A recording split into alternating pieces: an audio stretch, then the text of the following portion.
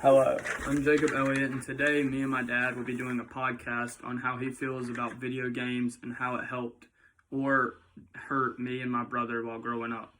Behind me, you can see this is my video game setup. I have my TV and my controller, and this is where I spend a lot of my time playing whenever I'm home because I enjoy playing and just finding new friends, and I love the competition that video games brings. So we're going to start the podcast now, and he's going to ask me some questions.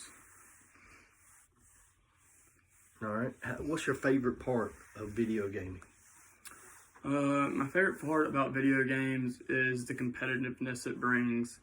I enjoy playing for money in tournaments, wager matches, anything that has to do with winning and trying not to lose what I have. I enjoy playing with new friends. I enjoy meeting new people.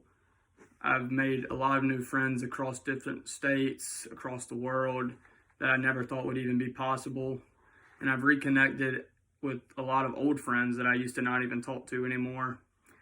And video games have also helped me and my brother come a lot closer because we play all the time together. So those would probably be my favorite things that I would have to say about video games. I heard you mention competitiveness, and in your paper, I saw where you talked about hand and eye coordination and competitiveness in other sports. So, do you think gaming makes people better athletes or better at their job or just better at what they do with their hands? Do you think that helps? I definitely do. A lot of professional basketball, baseball, and football players all play video games. They all stream. And they always say they think video games the best way to constantly get movement with your hands and constantly continuously have good coordination so that they can perform better on the field. Well, I seen in your paper also that you talked about the military and even doctors, people of higher education using video games to train themselves at procedures or things that they do over and over, sort of a surgery or training a military soldier how to better be in battle. And so you want to speak about that a minute? Yeah. So as I was researching, I came across a source that talked about military training and how they use video games to demonstrate real life examples. And I actually have a buddy who's in the military, and he told me that they use Call of Duty, which is one of my favorite games. They use Call of Duty, like simulation kind of things to help prepare them for like battle, so that in a real life situation they won't be as nervous or never have that type of like practice that they need. Well, I can tell you this, that as a dad who raised two gamers, I have come to change my mind about it being a waste of time, because you mentioned something earlier that is the big thing for me, and that's when you graduate from high school or graduate from college, you always have these friends and you say, I'll stay in touch, and you never do. And people my age didn't, because you'd had to write a letter or make a phone call.